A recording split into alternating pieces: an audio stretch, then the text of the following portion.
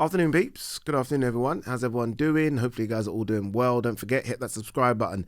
If you guys are new to the channel, don't forget as well to like and share the vids. Peeps, this is crazy. We're about to hit 40,000 subscribers. I think we'll get it by the weekend as well.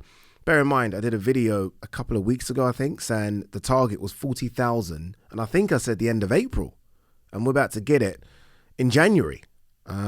Crazy, honestly. Thank you so much to all the new subscribers.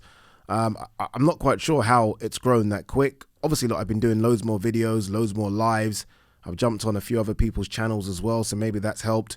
So look, I guess it isn't rocket science. If you want your channel to grow, just feed it with more content and people will come. But yeah, thank you so much to everyone that has subscribed. I do want to do, a lot of you have asked about a meet and greet. Let's just say, I was thinking about doing it at 40, but 40 is a random number. I think 50. I think once we get to 50,000 subscribers, we'll do a meet and greet. If we're going at this rate, I mean, we'll get to 50,000, I guess, before the end of April. So the weather will be nicer as well. A meet and greet, obviously the green chair will be there as well. But yeah, thank you so much to everyone that has subscribed. I've got the live stream on for the weigh-in. At the time of filming this, I'm just filming this just gone 2 o'clock. I don't think they're going to weigh in for about another hour. We've got Dev Sani here talking to Andy Clark. Gareth A. Davis has jumped in as well. Dev's doing a good job, by the way. I mean, he's now almost become the face, if you like, of Queensbury Promotion. So well done to him and his rise. Andy Clark next to him, obviously, for me, probably the most knowledgeable person in boxing in this country. Him, Trish Dixon, Rob Tebbett, I mean, those three together, Barry Jones, they just know so much of the sport. Andy Clark's such a good guy. He was here with me, about 2 months ago, talking boxing. You're not going to get someone as knowledgeable as him in the sport, not just the pro game, but the amateur game as well. G-Man is there. G-Man's going to be in the studio with me in about 4 or 5 hours time. He's there, so we'll get his take on the weigh-in, how both guys looked, just the feeling around there, what people are saying. Again, a lot of people are predicting Anthony Yarde. A lot of people now are predicting Anthony Yarde to cause the upset. Not me. I'm still going with Beterbiev as a big favourite. Look, and the reason I'm doing this is because if Anthony Yarde wins, we've got to give him his flowers. I don't want to hear things like, oh, Beterbiev was 38. He's been injured. He's been a bit inactive in the last 12 months. I don't want to hear any of that.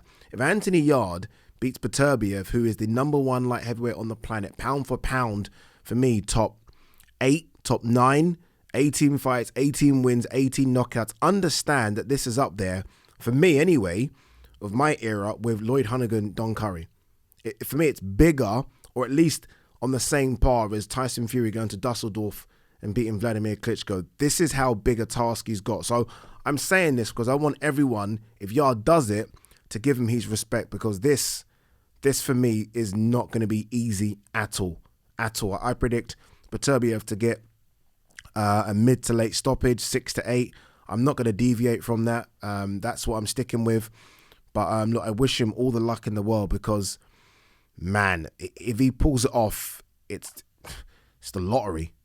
I mean, it's the lottery. He's going to get paid decent now. Maybe might touch 7 figures. But if he were to win, think of the options. There is no rematch clause in this, but Beterbiev will want to run it back. That's a money fight. You've then got Bivol Undisputed. He jumps in for Bivol Undisputed. That's there. Callum Smith will be a mandatory for the WBC title. That's a big fight. And then the one that no one really is talking about, and I spoke about this the other day on a live, Canelo. Canelo's there. I mean, Canelo will fancy his chances against Anthony Yarde. Why wouldn't he? I mean, he went up to 175 and beat Kovalev. Yes, that Kovalev was a bit washed, but he'll look at Yarde and think, you know what, I'll take that. And for Yarde, that's a massive, massive money fight in Vegas. So it's not just a case of Yarde beating a pound for pounder here. It's what comes next if Yarde beats the pound for pounder. The next fight's a huge fight. And then you've even got domestic ones like Boatsi. So look, good luck to Anthony Yarde. Remember, we are doing the live watch along. We're going to get going at 8:30. It should be fun. I was going to start at 8 o'clock, but I'm not, again, no disrespect to the guys on the undercard. I'm not that interested in too many of the fights on the undercard. I'm interested in the flyweight title fight just because I think the flyweight division is very excited, but that's kind of it. Moses Tuma, I don't know. I'm guessing he'll fight really early on the card, or maybe not. Maybe they might push him, so we might get to see Moses' fight. But yeah, we'll get going at 8:30. Should be fun. I'm thanking you in advance for coming. I know a lot of you guys will pass through. So yeah, looking forward to it. All right, let's see what there is to talk about from the world of boxing today. Let's start with this one. Bob Arum, sticking with Beterbiev. If Hearn is willing to do Beterbiev Bivol on ESPN, we'll do it anytime, any place. Obviously, he's not going to want to do it on ESPN, is he? Why is Hearn going to have had Bivol for, I don't know how long Hearn's had him for, 5 years maybe? It's been a while. When you think about the Craig Richards fight, it was signed to match from then. Why is he going to have him, get him to where he's now got to, where he's considered a pound for pounder, one of the stars of boxing, and then say, okay, go and fight on ESPN?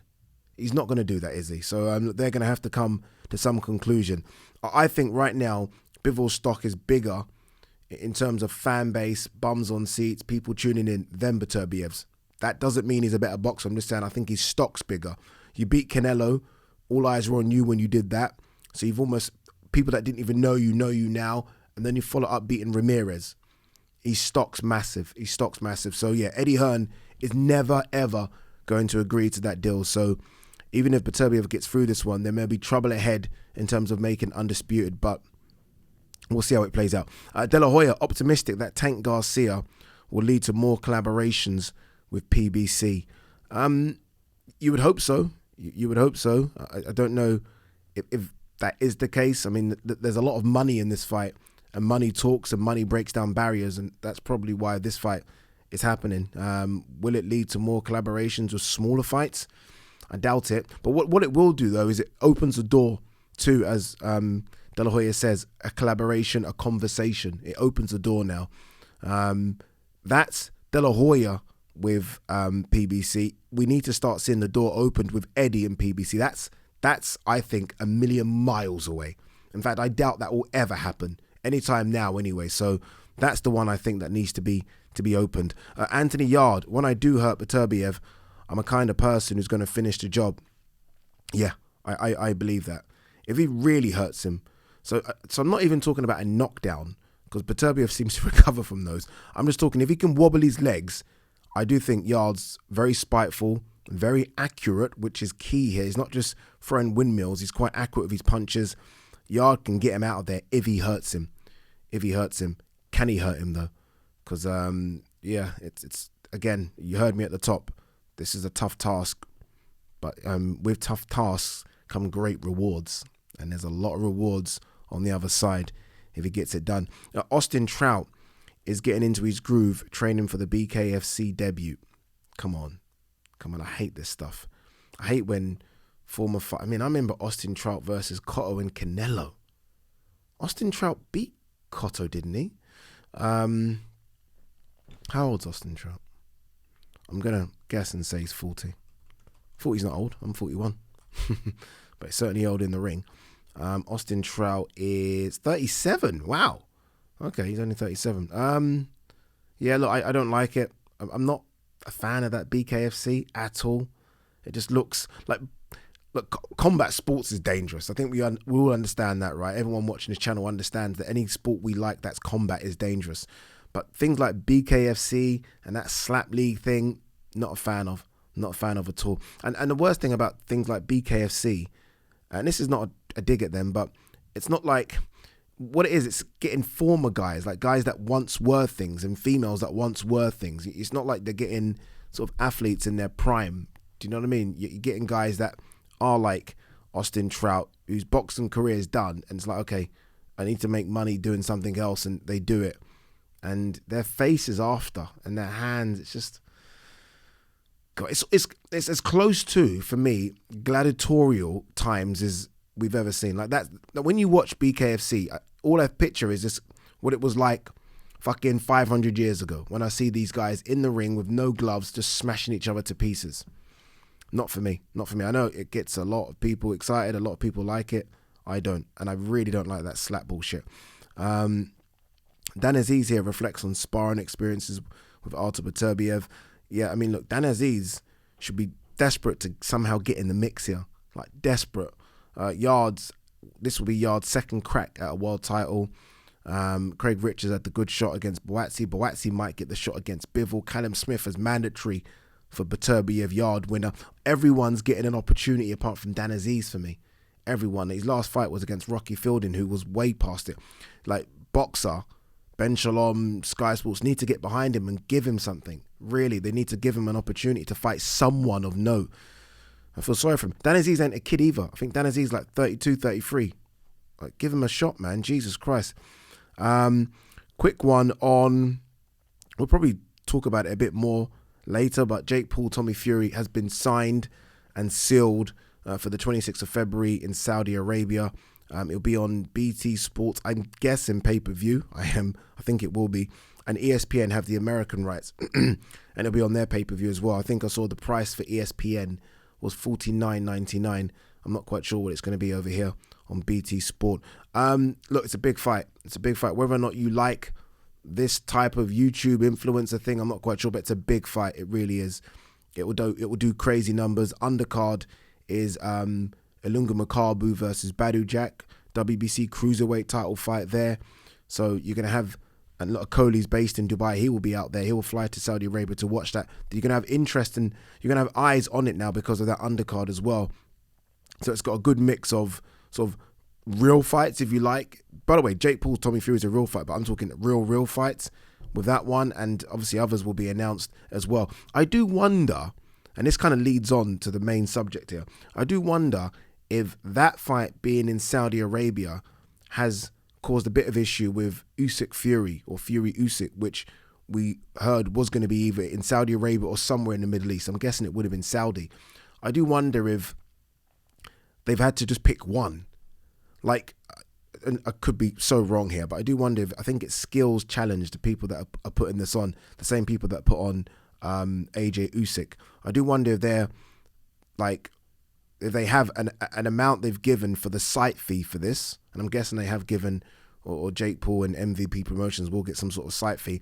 And I wonder if they just said, you know what, we're going to focus all on this, which would be crazy. Imagine if that's happened. Imagine if they've decided we're going to focus on this and we're leaving the undisputed heavyweight title to whoever. Imagine that. Because it does look like it was all systems go for the Middle East for Fury Usyk. That's what it felt like anyway, at least a month ago, right? It's going to happen in the Middle East and blah, blah. And all of a sudden, it's not happening. And now we get the announcement that Jake Paul Fury's happening over there. So I do wonder if somehow that's had an influence in the stalling that is going on with Fury Usyk. A lot of you reach out to me and say, Ade, what's going on with Fury Usyk? And the answer is, I don't really know what's going on. Again, I'm like you guys. I mean, I wait for this information to trickle its way to us fans, and this one seems to not be trickling anywhere. I did speak to Frank Warren the other day on TalkSport, and he was asked a question about Fury Usyk, and he was a bit like, it's moving forward. So he was very non-committal. It was like, it's just moving forward, nothing else other than that.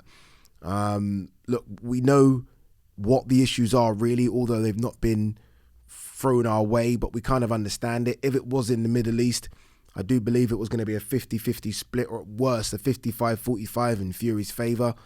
And it would have been a lot more money. Now, with the fight looking like it's going to happen in England, which is great for English fight fans, Fury wants the majority. And I kind of get that. It depends how big the majority is, right? 60-40 split for me sounds fine. That seems to be perfect. And the reason is, let's not act like Usyk is an unknown. Every single boxing fan knows OLEKSANDR USYK. People are tuning in not just for the Fury show. They're tuning in for Fury versus Usyk, right? Usyk's been over here. He's fought over here a few times. He's a draw himself. So look, if they go Wembley and they get their 90,000+, a lot of that will be down to Usyk. The majority will obviously be down to Fury, but let's not act like Usyk's an unknown. Let's not act like he's not bringing a lot to the table. He's bringing 3 belts as well. So I think a 60-40 split's fair. Usyk has recently, and Fury, you know when there's an issue when both of them take to social media and start calling each other out. Like, you weren't doing that 3 weeks ago because it all looked like it was all systems go. All of a sudden, something's happened. We've hit a big hurdle in the road, and now you start calling each other out for no reason. There's obviously a money issue here. Again, going back to Usyk's tweet, Usyk tweeted something about Fury that, you know, you say you're a fighting man, but all you care about is the money. So obviously Fury's asking for a large percentage of the split now. I wouldn't be shocked if Fury's asking for 75-25 or 70-30. Fury likes to act like it's not all about the money. It clearly is all about the money. And look, I don't blame him. I think it should always be about the money, but don't preach about, let's give this to free for fan talk and all that nonsense. It's all about the money, and I don't blame him. But I think that's what's holding this fight up. We were told, or at least we were it was hinted that the fight would take place in April. We're now coming up to February, so I doubt that. I doubt that will happen. But look, I mean, someone actually tweeted this the other day, I think, someone said something on the live stream, like, Ade, do you prefer 90s boxing when fights were just announced? Like, we didn't know anything that was going on behind the scenes because obviously no social media. Or do you prefer to be carried along the journey? It's a bit of both.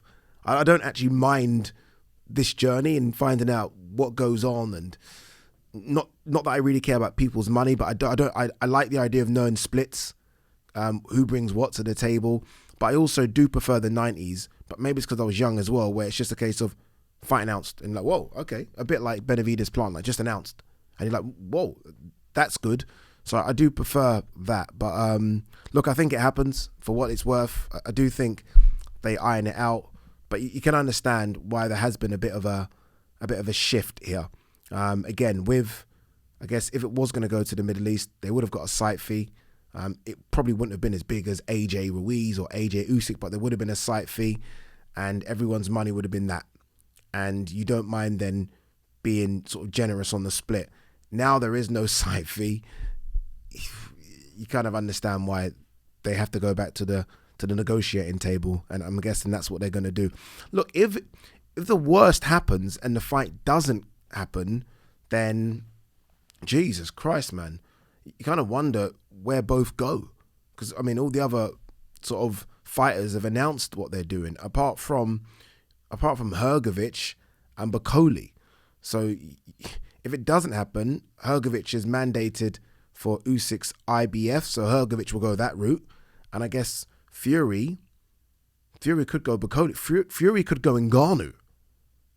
I mean, Bakole or Ngannou, which one do you want? I mean, pick your poison. So yeah, we'll wait and see. I do think we're going to get some news soon, but we'll see. We'll see what happens.